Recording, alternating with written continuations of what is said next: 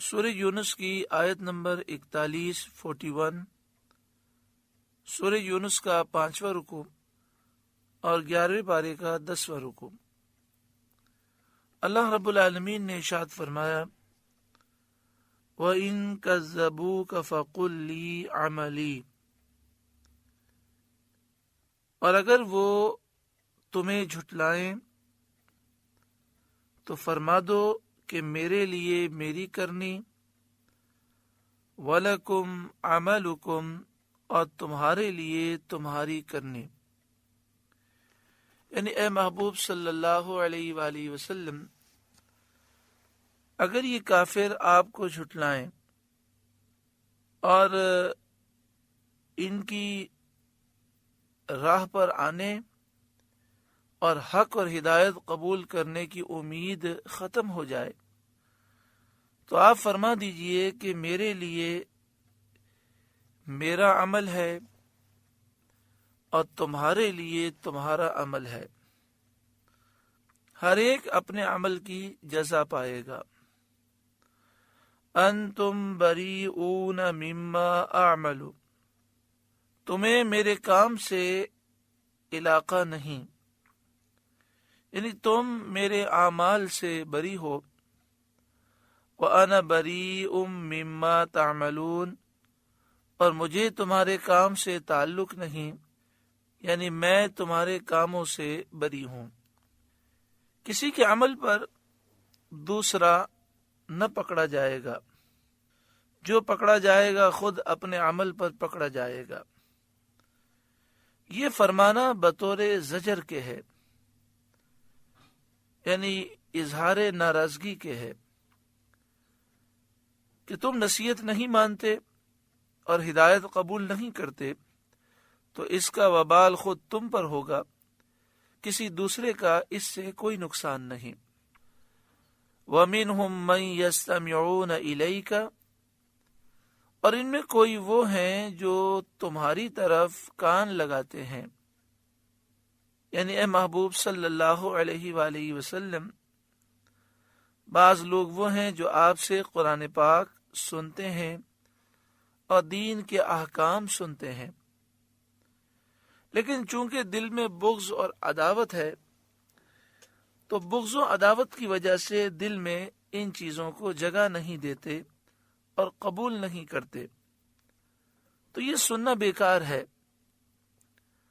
اور وہ ہدایت سے نفع نہ پانے میں بہروں کی طرح ہیں۔ جیسے بہرا شخص سنتا نہیں ہے، ایسے یہ سن کر فائدہ نہیں اٹھا پاتے، تو چونکہ یہ ہدایت سے نفع نہیں اٹھا رہے تو یہ بہروں کی طرح ہیں، ان کا سننا اور نہ سننا دونوں برابر ہے۔ افانت تسمع الصم ولو كانوا لا يعقلون، تو کیا تم بہروں کو سنا دو گے اگرچہ انہیں عقل نہ ہو؟ یعنی اے محبوب صلی اللہ علیہ وآلہ وسلم، یہ کافر تو بہرے ہیں جن کے دلوں پر مہریں لگی ہیں، کیا ایسا شخص جو اپنے حواس سے، اپنے کانوں سے کام نہ لے اور نہ اپنی عقل سے کام لے، کیا ایسے شخص کو ہدایت ملتی ہے؟ وَمِنْهُمْ مَنْ يَنْظُرُ إِلَيْكَ، اور ان میں کوئی آپ کی طرف تکتا ہے، یعنی اے محبوب صلی اللہ علیہ وآلہ وسلم، بعض کافر وہ ہیں جو سچائی کے دلائل دیکھتے ہیں، آپ کی نبوت پر جو نشانیاں ہیں وہ بھی دیکھتے ہیں، لیکن تصدیق نہیں کرتے۔ اس دیکھنے سے وہ کوئی نتیجہ نہیں نکالتے، فائدہ نہیں اٹھاتے، کیونکہ وہ دل کی بینائی سے اور روشنی سے محروم ہیں، ان کا باطن اندھا ہے۔ افانت تہدی العمی ولو کانوا لا یبصرون، کیا آپ اندھوں کو راستہ دکھا دیں گے اگرچہ وہ نہ سوجیں، اگرچہ وہ نہ دیکھ سکیں؟ خلاصہ یہ ہے کہ یہ کافر جو آپ کی باتوں پر ایمان نہیں لاتے، یہ اس قدر مردہ دل ہو چکے کہ ان کی آنکھیں حق دیکھنے سے اندھی ہیں، ان کے کان حق سننے سے بہرے ہیں، یہ ہدایت نہیں پائیں گے۔ ان اللہ لا یظلم الناس شیئا، بے شک اللہ لوگوں پر کچھ ظلم نہیں کرتا، بلکہ اللہ تعالیٰ انہیں ہدایت اور صحیح راستہ پانے کے تمام سامان مہیا فرماتا ہے اور روشن دلائل قائم فرماتا ہے۔ وَلَكِنَّ النَّاسَ أَنفُسَهُمْ يَظْلِمُونَ، ہاں لوگ ہی اپنی جانوں پر ظلم کرتے ہیں کہ ان دلائل میں غور نہیں کرتے اور حق واضح ہو جانے کے باوجود خود گمراہی میں مبتلا ہوتے ہیں۔ یعنی اللہ تبارک و تعالی نے ہر ایک کے لیے حق کو واضح کر دیا اور ہدایت کے سامان ہر ایک کو عطا فرمائے۔ لوگ خود اپنی جانوں پہ ظلم کرتے ہیں، ہدایت کے اس سامان سے وہ فائدہ نہیں اٹھاتے۔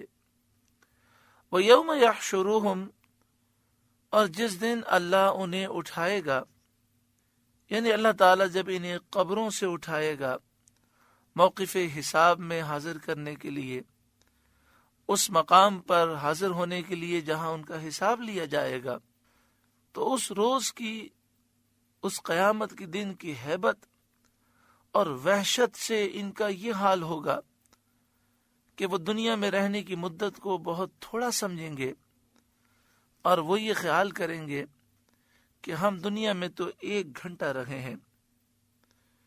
وَيَوْمَ يَحْشُرُهُمْ، اور جس دن انہیں اللہ اٹھائے گا، كَأَن لَّمْ يَلْبَثُوا إِلَّا سَاعَةً مِّنَ النَّهَارِ، گویا دنیا میں نہ رہے تھے مگر اس دن کی 1 گھڑی۔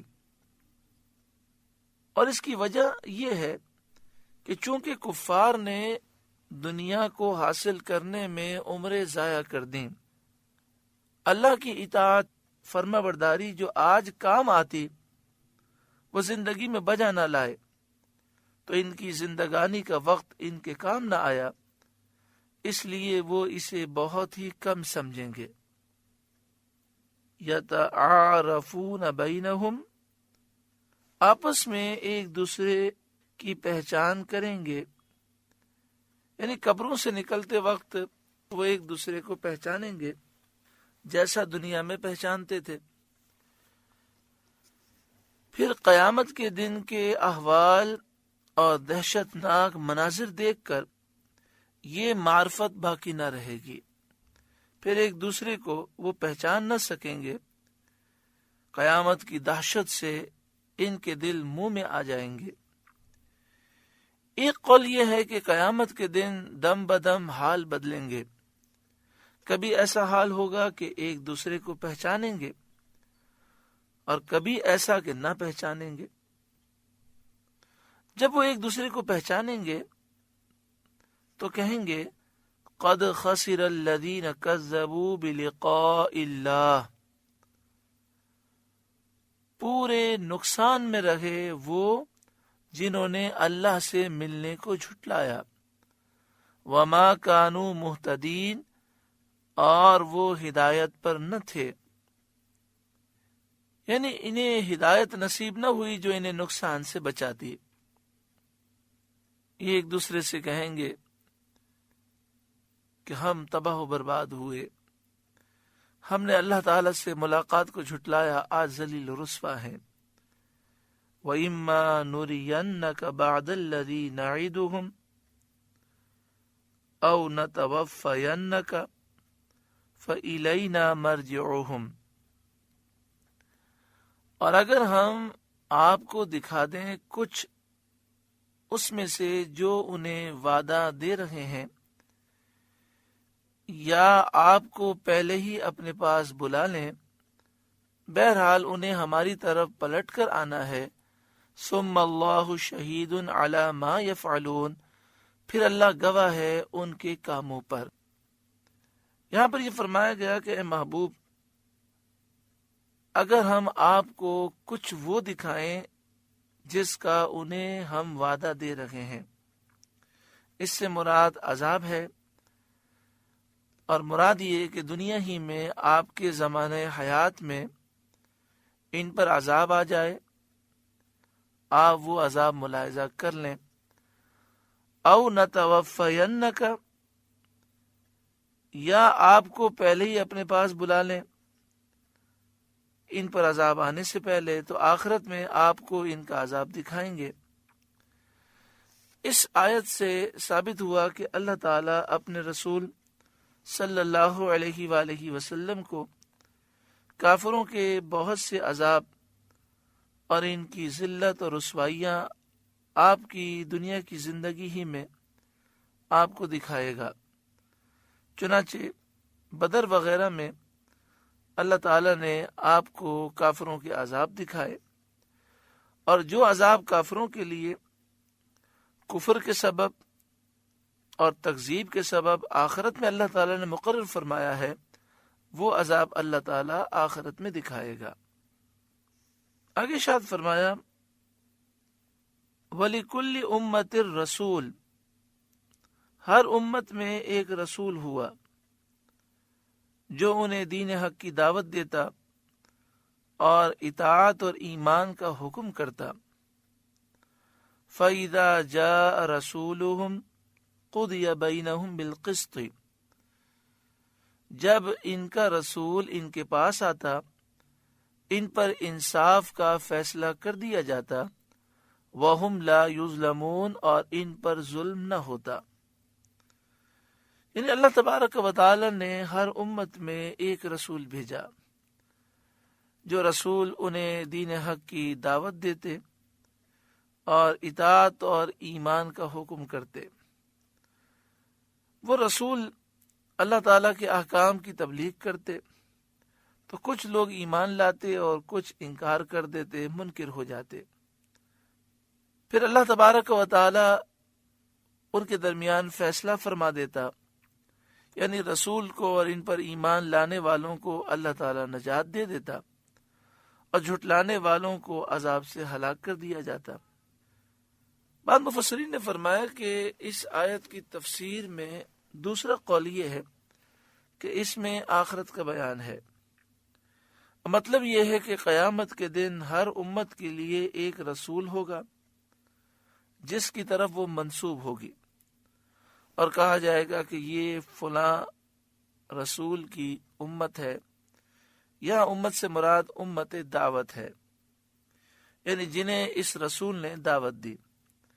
جب وہ رسول موقف میں آئیں گے اور مومن اور کافر پر وہ گواہی دیں گے، تب ان میں فیصلہ کیا جائے گا کہ مومنوں کو نجات ہوگی اور کافر عذاب میں گرفتار ہوں گے۔ وَهُمْ لَا يُظْلَمُونَ، اور ان پر ظلم نہ ہوتا۔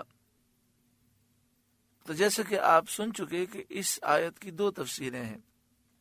ایک تو یہ ہے کہ رسول دنیا میں آتے رہے، جن لوگوں نے انکار کیا وہ تباہ و برباد ہوئے، وَهُمْ لَا يُظْلَمُونَ، اور ان پر ظلم نہ ہوتا بلکہ وہ خود اپنے اعمال کی وجہ سے برباد ہوئے۔ اور دوسری تفسیر کے مطابق وَهُمْ لَا يُظْلَمُونَ، ان پر ظلم نہ کیا جائے گا، کل بروز قیامت ظالموں کو ان کے ظلم کی سزا دی جائے گی اور عذاب دیا جائے گا، اور یہ عذاب ان کے اعمال کی وجہ سے ہوگا۔ وَيَقُولُونَ مَتَى هَذَا الْوَعْدُ إِن كُنتُمْ صَادِقِينَ، اور وہ کہتے ہیں کہ یہ وعدہ کب آئے گا اگر تم سچے ہو۔ شان نزول اس کا یہ ہے کہ جب یہ آیت کریمہ نازل ہوئی، وَإِمَّا نُرِيَنَّكَ، کہ اے محبوب